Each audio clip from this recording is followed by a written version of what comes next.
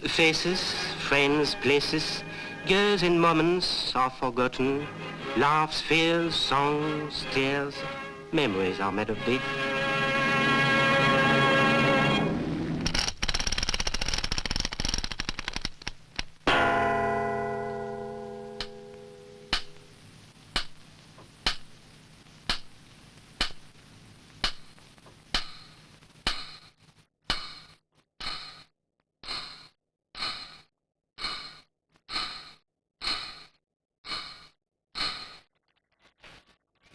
I remember a time when a very well-known figure of the war gave his views on its practice and progress.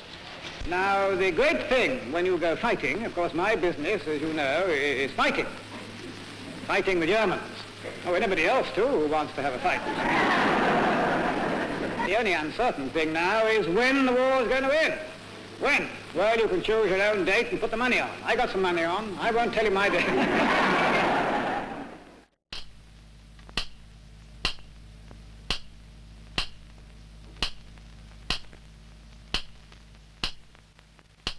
If you had been privileged to go along as Field Marshal Rommel inspected the Atlantic Wall early in 1944, you might have heard some pungent remark from him too about the situation.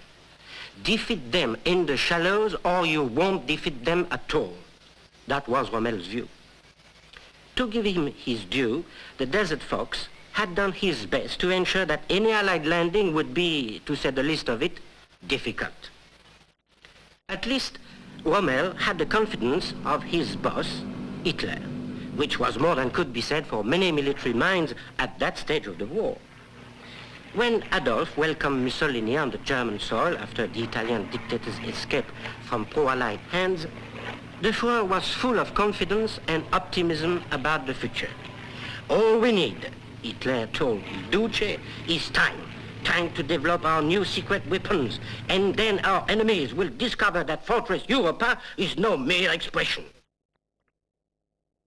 Defeat them in the shallows. At the very frontier of Fortress Europa, Rommel, whose job it was to keep the wall, was not feeling quite so sure. Sister Anne, can you see anyone coming? Behind the wall, Europe. And the city that stands for so much we love in Europe, Paris. The last time I saw Paris, her heart was, well, in 1944, that rather depended upon which side you were on. I was in Paris in 1944, watching German sentries mount guard at the tomb of France's unknown warrior, over which the flames still burned. The last time I saw Paris, they were everywhere, and everywhere seemed theirs. The cafes and cinemas on the Champs-Élysées, the Grand Boulevard around the Opera. What did we do? Nothing, on the surface anyway.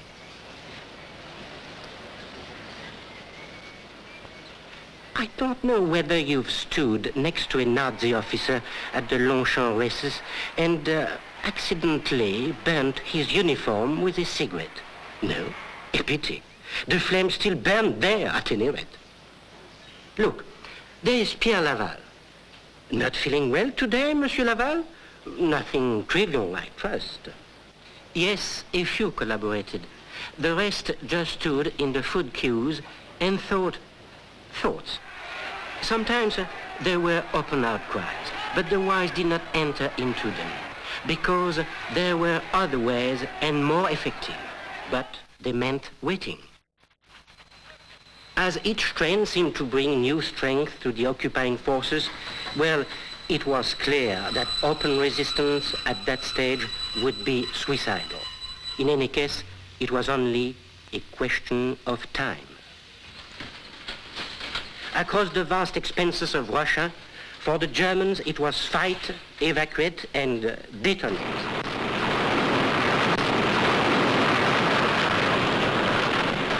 The long retreat began at Stalingrad and in the Caucasus promised no end until Berlin and no respite for the retreating.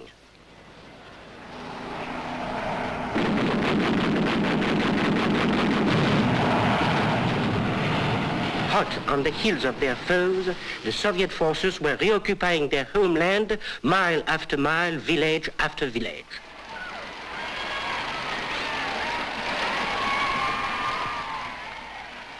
These people had been liberated.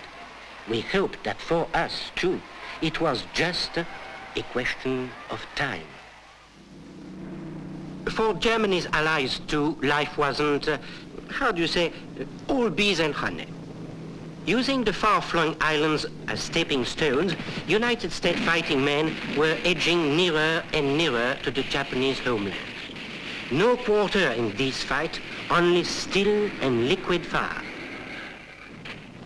Here, no thrilling liberation, only conquest, costly and bloody. And for the British Commonwealth forces in the east, the same story. Inch by inch advance through steaming jungles where every bush could conceal a fanatic eager to die for his emperor.